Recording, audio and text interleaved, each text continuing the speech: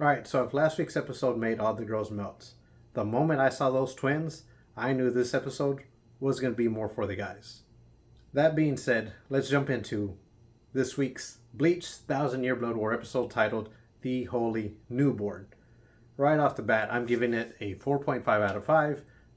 Take that with a grain of salt, like I've said in the past. Bleach is my all-time favorite, so my review scores are always biased. The only thing I would knock it for, not enough action. But this seems like a calm before the storm episode. Going off of what I know from the anime or from the manga, it would make sense. We're pretty much going to have nothing but battles here until the end of the story. I don't see any more really dialogue heavy episodes from my memory. So yeah, expect a crazy ride because shit's about to hit the fan again. It's been doing that this whole story arc. Reminder for those of you who may not remember or are just jumping in for the first time, the 1000 Year Blood War is the story between the Soul Reapers and the Quincy's and their battle that started obviously thousands of years ago. What began as a battle of different races has quickly turned into or evolved into a battle to save the universe. Because, like with last week's episode, we saw the return of Grimjow, who is an Espada, probably the top Espada now. And in this week's episode, we saw the lovely Neliel join as well. So we had a nice, funny moment between Grimjow and Ichigo. They're ready to throw down. Their rivalry is unmatched in the Bleach universe.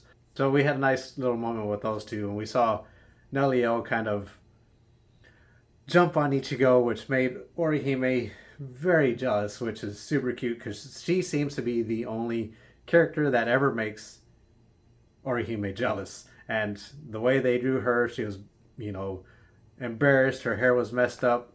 That made me laugh. It's always nice to see that side of Orihime. Her love for Ichigo is well known.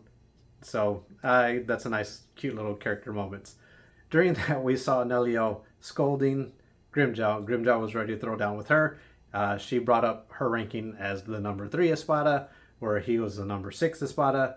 And of course, Grimjow threw it out there that those numbers don't matter anymore now that Aizen no longer rules Hueco Mundo.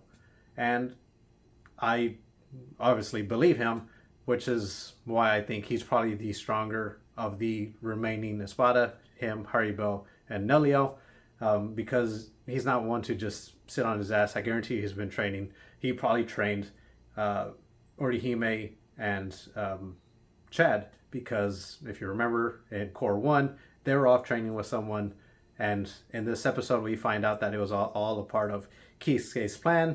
He found Yukio and Ruruka, dragged them into this war. He set up a nice plan, and we saw bits from the older stuff that was going on, and it brought us all the way to here. Now Ichigo's no longer in the dark. He knows what's going on. On the other side, we saw the Soul Reapers struggling to open the gate to get up to the Royal Palace. And even with the inclusion of former Soul Reapers, the current Vizards, they just didn't have enough spiritual energy. So Captain Kurosuchi turned on an amplifier, got the door stabilized, and we ended up with them in the Royal Palace. The Royal Palace has changed, and that's all because of Yhwach. His powers are starting to finally come under control because if you remember, he has absorbed the Soul King, and he's caused a change in the Soul Society, and in turn, he completely changed the Royal Palace. He made it his palace.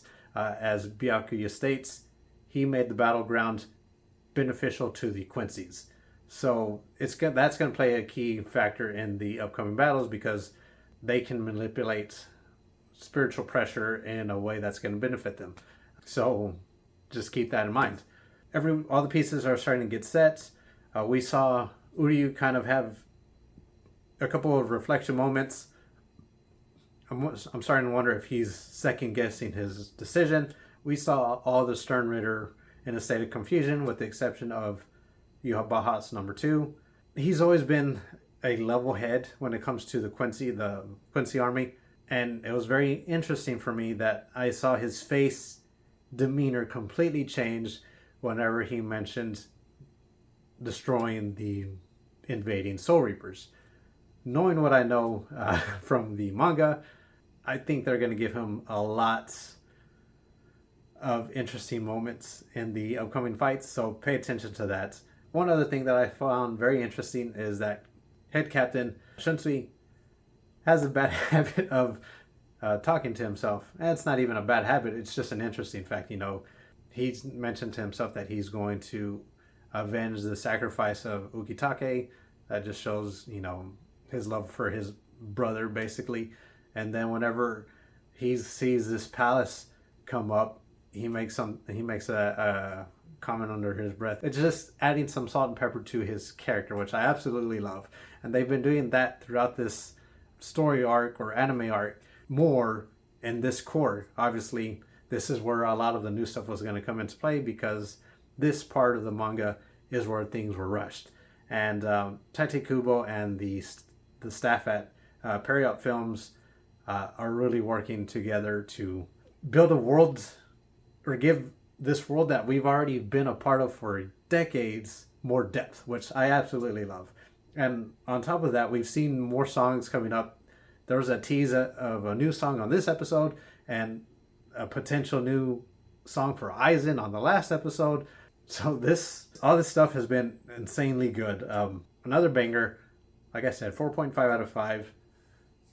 We only have a few more episodes left for this core season, however you want to break it down, but holy shit. Next week, I guarantee you, shit's going to pop off, and we're going to be 100% in it. I saw some people wondering why there's so much humor in the last few episodes.